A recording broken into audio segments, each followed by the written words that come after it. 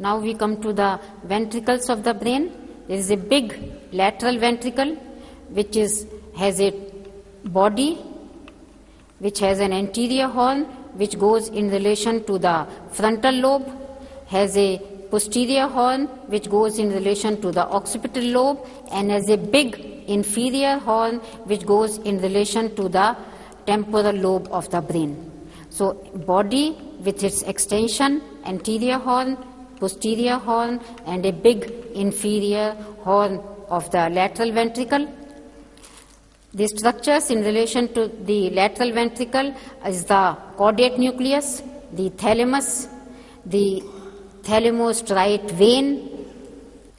Then there is another ventricle which is the third ventricle, which is present in between the thalami of the adjacent cortex, cerebral cortex. The lateral ventricle and the third ventricle are communicating with each other by an interventricular foramen.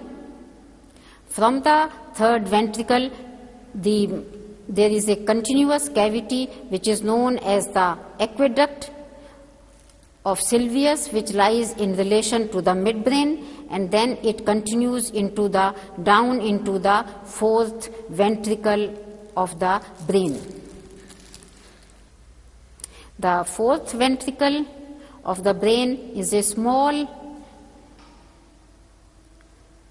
cavity which is present between the cerebellum above and the pons and medulla below. The cerebellum is forming the roof, and the pons and medulla are forming the floor of this small cavity, which is known as the fourth ventricle. It is continuous above with the cerebral aqueduct, and below it is continuous with the central canal of the spinal cord.